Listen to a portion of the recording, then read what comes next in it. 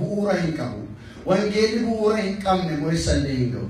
Dubbiin bu'uura hin qabne because waaqayyo special Isaayyaas boqonnaa 43 maal jedha lafa onaa keessaa hin karaa baasa. Waaqayyo dhuma keessatti yoo ta'e ati karaa gaafatu dhuma bira dhuudhaaf karaa si gaafata.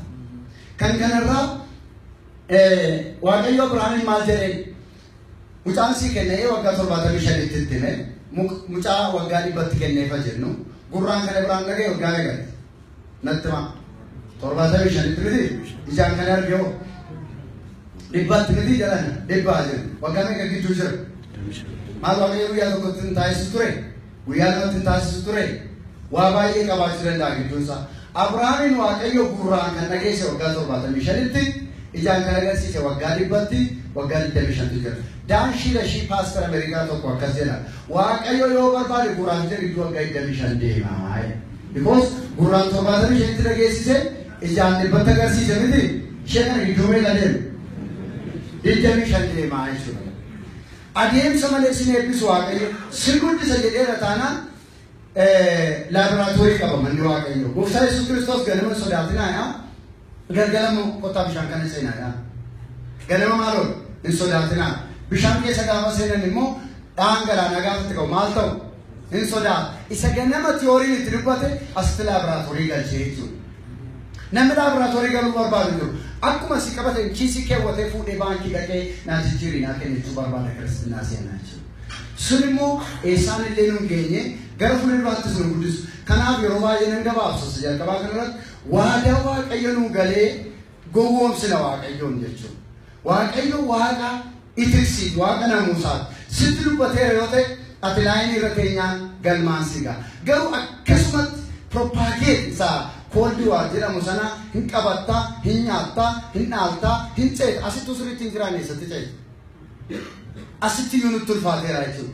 Kanaaf sun waadaa waaqayyoo deebinee akka nuyi cabsinu nu natti dubbattee toomeera. Ani yaadadha mucaan tokko ji'a furarraa sin yaadadha waan ajaa'ibsiisaadha. Neen waaqayyo na baran. Mucaan achi gabbaatee boos. Anoo gammaddee boosinsee maal taate naan ganaa ji'a furee gaa'e. Waan waggaa 40 ta'e isaan dubeeratti baame. Because Kiristiyaanitiin keenya immoo kana maajoriitiin qabu waadaa waaqayyo sii galeef jireenyi kee wal duukaa hin deemu yoo ta'e akka barbaade abaluutti natti dubbate TV Jooshuwaatu natti dubbate abaluutti natti dubbateedhaan hin ta'u. Ilaasa kana yeroo baay'ee namichi tokko natti dubbateetu nama cimaa inni kan naqamtee naqasii bahe. Goos nama cimaa tokko natti jira yoo ta'e achi dhaqa tokko hawaasaa dhaqa jechuudha. Argitanii kana fakkeenya gabaabaan isinii kaasee isa kana xumura. Waadaa si galuu danda'a waaqayyo jireenyaan sana wajjin deemtu taanaan hin ta'u. Intalatu biyya Arabaadhaatti gaafa biyya Arabaadhaatti maatiidhaaf waadaa galte. Maal jettiin abbaree koo konkolaataa bitee siif ergaa jettee. Konkolaataa Isuuzuu bitee moonsii ergu ta'e taa'ii mana ilaale. Kuma gaafa baranne digirii maqabannaa nuyi mansi boqochiise inni maatii keenya. Gaafa isaan bilbila nu kaasuu dinne. Akkuma sana mucaan waadaa galte. Dubaayii nattee jireenya akka sana ta'uu dide. Konkolaataan bitee erga jettee.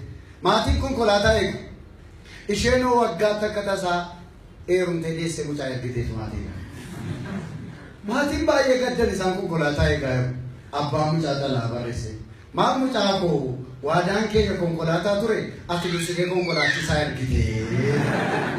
Ati dursitee konkolaachisaa ergitee. Yeroo baay'ee kanaaf waadaa waaqayyoo wajjin kan wal dabaru maaliif beektu jireenya biblical based teaching qabnu kanaaftu warri qilleensaan oofu.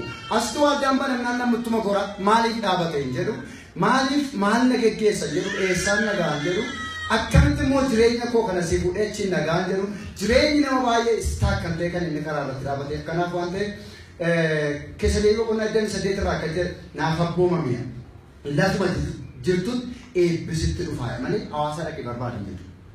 Waldaa namoota dhuunfaa dhaqee barbaachisan jedhu naaf abboomame lafuma jirtutti eebbifisi barbaada. Eebbifamaa.